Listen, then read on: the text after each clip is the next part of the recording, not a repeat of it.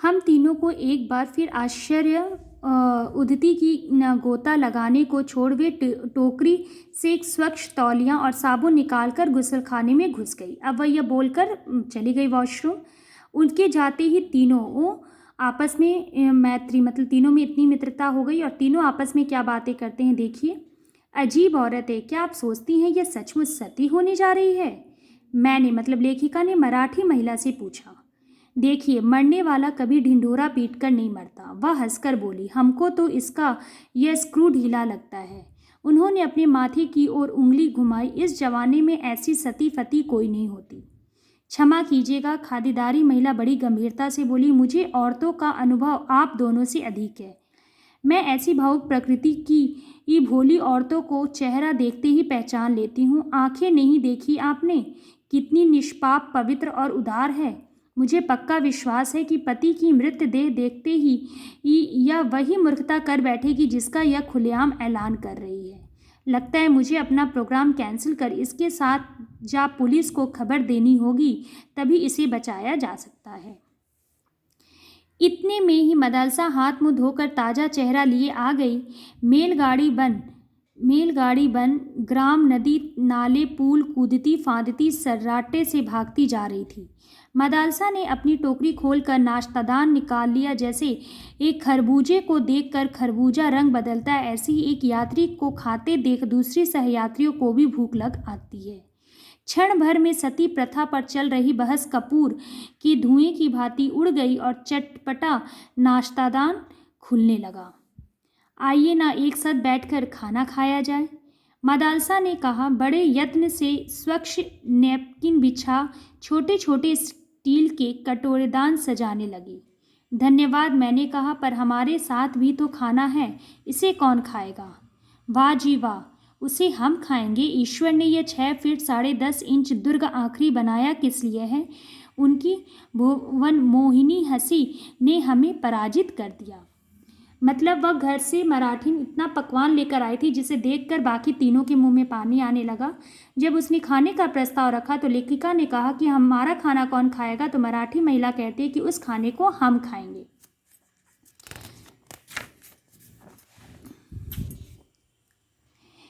वैसे भी हम तीनों ने एक दूसरे की काक दृष्टि से सती के घृत पकवान को आंखों ही आंखों से घूरते चखते पकड़ भी लिया था। सुनहरी मोयदान कचौड़ियाँ थी, मसालों की गहरी परत में डूबी सब्जियां थी, रायता था, चटनी थी और वे ठास ठास कर बांधे गए मेवा जड़े, बूंदी के लड्डू। यह तो सफ़र का खाना नहीं, अच्छा खासा विवाह भोज है।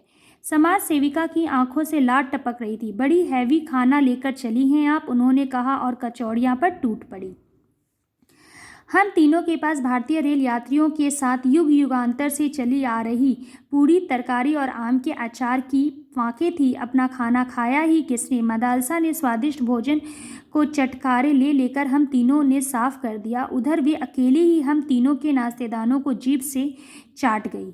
विधाता ने सचमुच ही उनके शरीर में दुर्ग में असीम गोल बारूद भरने के लिए अनेक कोष प्रकोष्ठों की रचना की थी।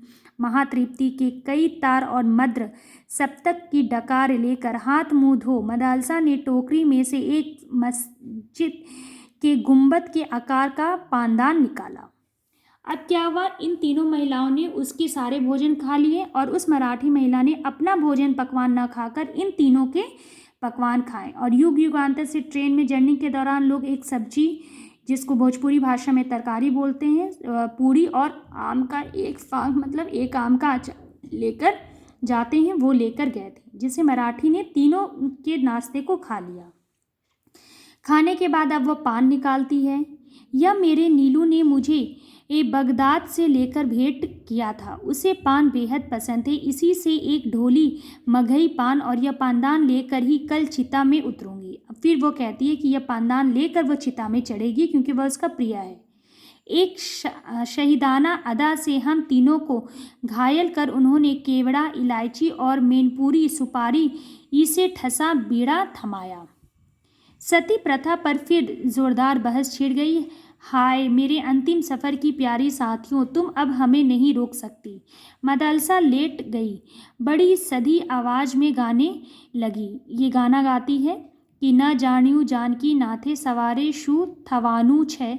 समझी इसका अर्थ? उन्होंने हंसकर मुझसे पूछा। जानकी नाथ भी यह नहीं जान सके थे कि सुबह क्या होगा। ठीक है, जानकी नाथ मतलब ईश्वर भी नहीं जानते थे कि अब सुबह क्या होगा। यहाँ क्वेश्चन मार्क है बच्चों। अब मुझे लगता है उस गुजराती पद की व्याख्या उन्होंने संभवतः हमारे ही हित में की थी। चलो जी, अब सो जाओ सब। आज इस पृथ्वी पर मेरी यह अंतिम निद्रा है। बेन, बहस व्यर्थ है। चलो गुड नाइट। और बहुत प्यारे प्यारे सपने दिखे तुम तीनों को। सचमुच ही उसकी शुभकामनाओं ने जादू कर असर किया। ऐसी नींद तो पहले कभी आई ही नहीं थी। और सपने मतलब सचमुच ऐसा ही हुआ कि वह तीनों जब सोए तो सपने इतने अच्छे आने लगे कि आज तक ऐसी गहरी नींद उन्होंने नहीं ली थी। आगे हम नेक्स्ट वीडियो में पढ़ेंगे। धन्यवाद।